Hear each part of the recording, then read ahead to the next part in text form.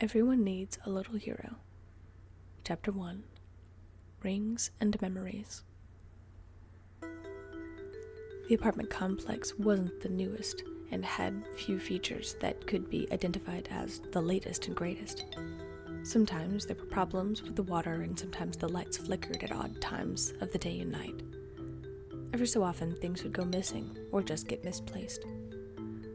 One thing this apartment complex did have, however, were stories. Each of its dozen floors held people from different places and backgrounds. Some people were thriving, others trying to make their way. Some were going through hardships, and a few just needed a friend, someone to talk to. One other thing this place had among its labyrinth of walls and wires was a whole other world. A smaller world consisting of dozens of families, some of them big, some of them small, but all of them little. These were the borrowers. The 4-inch folk live in quiet solitude, surviving by taking what they need in pieces, parts, fragments, and segments. Rarely did something of significance go missing, and, even then, it wasn't the humans' fault for being so clumsy. There were rules for keeping themselves undiscovered by the humans, and, for the most part, these rules were upheld. There were times where humans spread rumors or asked if there were mice and such in the building. Thankfully, the borrowers had managed to steer clear of the exterminators and their traps. It was one of their biggest fears, to be seen and caught by a human. Hero grew up with 2 older brothers, an older sister, and a younger sister. He also had his parents, grandparents, and even a great-grandfather. His family had never immigrated, a rarity among their kind, and had always been careful. Subtly, the younger borrower with sandy brown hair and bright green eyes had always feared the humans, but also found them fascinating. Humans were dangerous, yes, but were also ingenuitive and forward-thinking. They had creativity and passion, as well as the means to do so. Hero knew they had the ability to do horrendous things, but they also had the power to do good. Every once in a while, he would venture through the walls and listen to the humans watching that big flat thing called a TV, or a screen. They watched scary things, but the thing Hero was fascinated with was the show about villains and, like his name, heroes. These heroes had powers and would fight against injustice, whatever that was, and the bad people hurting other people. Some could shoot lasers while others could fly. Some were strong. Some could use their hair. One thing that Hero noticed about all of these people was that it didn't matter who they were or what they looked like. They were all heroes. Some of them, he noticed, didn't even have powers. There was one boy who was drawn with green hair and cried a lot, that talked about what it meant to be a hero, and somehow the younger borrower found this inspiring. He knew from that moment on he had to live up to his name. Now, how he was going to go about this, he wasn't sure. He had only just had his 13th birthday and was 3.5 or so inches tall on a good day. Needless to say, his height was going to be a slight issue, but it wouldn't stop him. According to some people on a thing called the internet, you didn't need to save lives or stop buildings from falling down to make a difference in someone's life. This is the notion that Hero clung to one night after he debated for the 100th time with himself. He didn't need to be big to make a difference. In fact, some guy by the name of Gandalf said that it was the ordinary actions of small folk that made a difference. It was settled, and Hero knew who he wanted to help first. On the 3rd floor, there was an elderly couple who loved each other very much. Hero liked going down and listening to them talk. They were hilarious, mostly because they were forgetful from time to time and would move things without telling the other. "Where are my glasses?" asked the woman. "I don't know, dear. Where they were on your head. Did you check there?" the man would respond, all the while wearing them on his head because he thought those were his glasses. Hiro could watch them for hours and be amused. There were a few times, accidentally, where he was laughing so hard that they stopped and looked up at the trim near the ceiling. "Those neighbor kids must think something's pretty funny." A handful of those comments made Hiro well aware he needed to be careful, even when they had a hard time remembering. The final straw in his debate on helping them first, in fact, came from the saddest of events. The elderly man, one night, had fallen and went some place for him to get better called a hospital. But that didn't happen. The woman came back so very sad, and Hiro wanted nothing more than to cheer her up. He had come up with something, and he had to do it quickly, as he began to hear rumors that she was immigrating and could see the boxes being loaded up.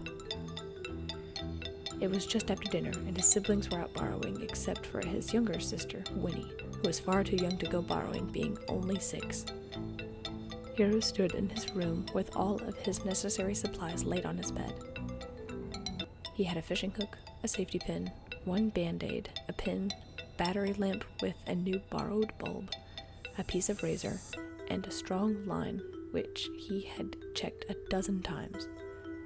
There were a few moments where he paused to breathe, staring at his muddled reflection and a piece of tin foil he kept in his room.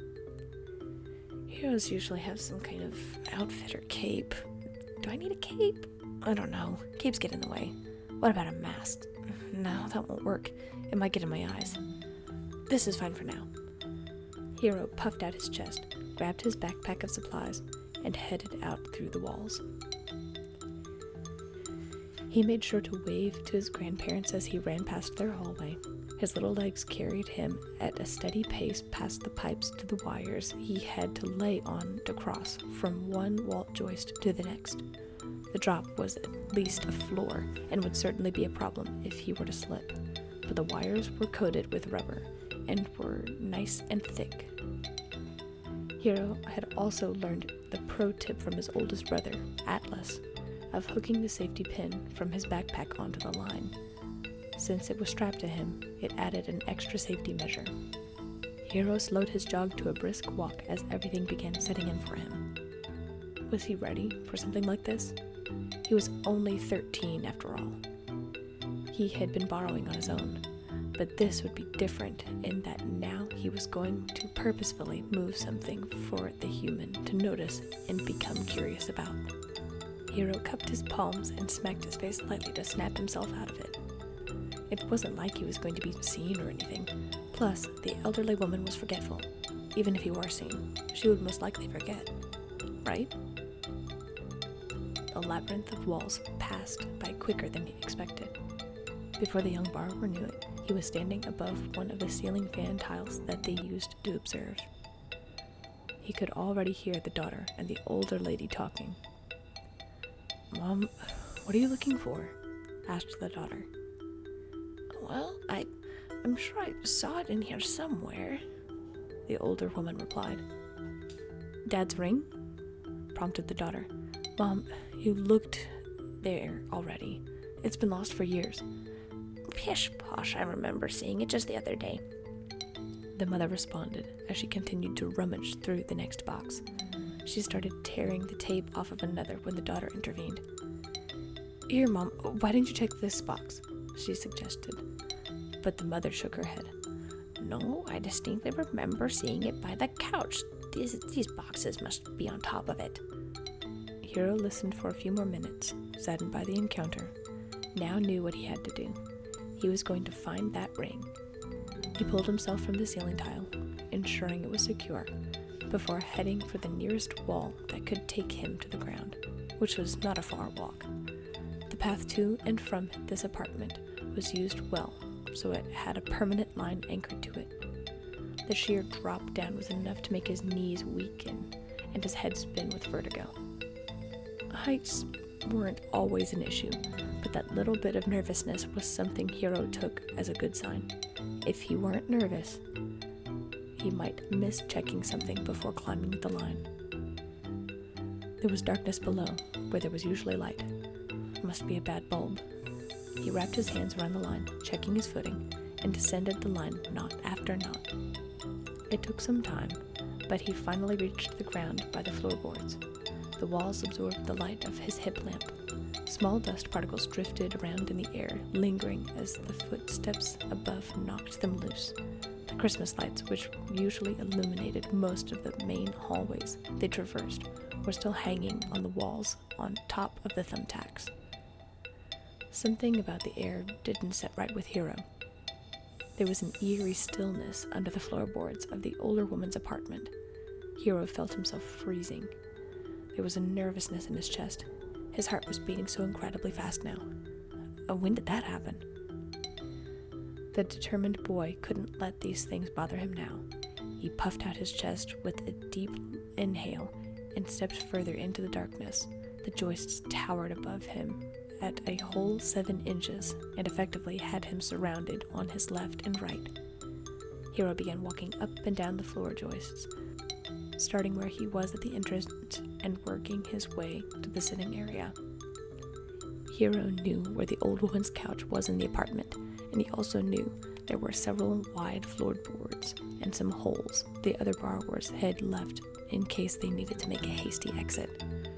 Maybe it was unlikely, but Hero suspected that if something had been knocked into the floor, it could have fallen through one of those hiding holes. He passed by a few more unilluminated lights and noticed a few of the wires were exposed, chewed through. Suddenly, his keen ears picked up something. If he hadn't been on edge, he might have missed it. The light on his hip lamp only illuminated a foot or so in every direction, but sound didn't need light to be heard. A skittering sound of clawed feet scraping just on the other side of one of the joists. It stopped. Then it started again. Immediately, his heart leapt into his throat, and the borrower boy stopped dead in his tracks. Hero instinctively pulled his pin from his side and held his hip lamp in his right hand. He peered around the corner and could see with his bright green eyes the small tail of a mouse skittering away from the little bit of light from Hero's lamp. He exhaled shakily. Maybe he wouldn't need to fight it today. He glanced down the passage and decided to follow behind carefully. Cautious step after cautious step, Hero eventually heard the mouse head back down through the walls as he turned down the next corridor. Sadly, there were only 3 left for him to check. As he walked down the next hall feeling discouraged, he realized that there was a slight glint up ahead. Still brandishing the pin, Hero stepped forward with the light extended until he recognized the shape of a circle. A ring. He'd found it. The tarnishing silver ring was thick and heavy with writing Hero didn't recognize. Reading was something his parents insisted that he learn, but even that didn't help him with these words. There was also some kind of glittery rock in the middle. Now all that needed to be done was get it to the humans without getting caught. This was going to be interesting. First and foremost, move it. It took some time, but the ring was eventually wrestled into the borrowing bag. The weight was significant and made normal borrowings feel light as a feather. Still, it would not stop the mission. Hero now had to determine where to put it. Both of the humans were still at home, and from the sound of it, things were being moved around. Hero was usually very dexterous and quick, but he was encumbered by the weight. So, going up right then and there was out of the question. While he walked back through the halls, he made his decision. He would wait until nighttime and put it in the woman's bedroom where he knew she could find it, her bedside table. The thought of being so terribly close to a human made his insides flip anxiously. Still, he knew he had to persevere. The trek to the elderly woman's room was a long one, and one that was taken with caution. That mouse was still roaming around, and the last thing that Hero needed was a confrontation when he was debating how to get to the top of the table with a ring in tow. While he walked, he thought of scenario after scenario. I could climb it, obviously, but the weight on my back may make me tired before I reach the top. I could try to pull it up once I climb to the top, but that leaves me on top of the table for a bit longer than I would want. I could try and tie one end to the ring and one end to me and jump, and have it slingshot up to the top. Before he knew it, he was under the floor of the bedroom. Hero let his pack slump off of his shoulders and onto the ground, rubbing and aching the muscles and tendons in his shoulders. Up above, he could hear the sounds of feet shuffling against the ground. She must be getting ready for bed, earlier than normal. The teen waited until the shuffling stopped to make his move, which he finally figured out. He was going to pull the ring up onto the desk. Climbing would be too tiresome, and he weighed more than the ring.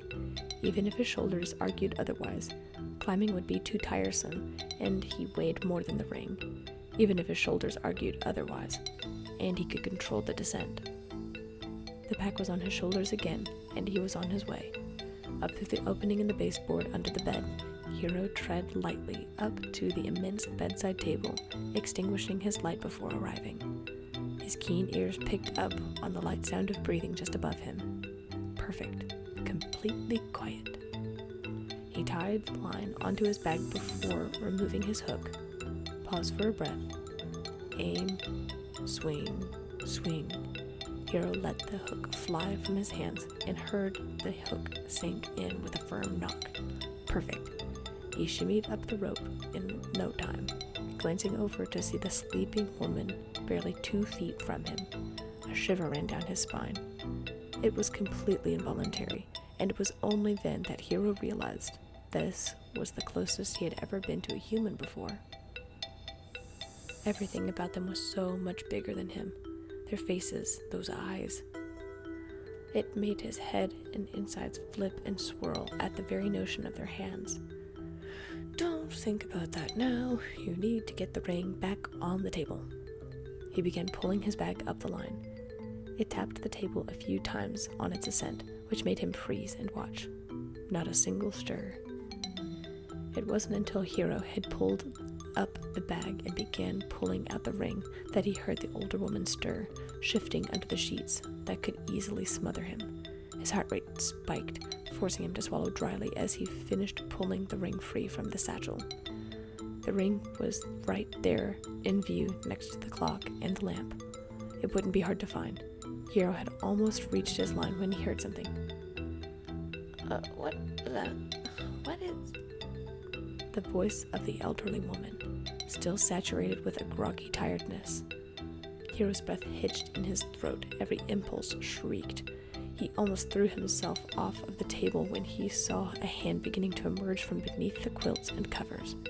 Instead, he threw his bag over one shoulder and grabbed the line.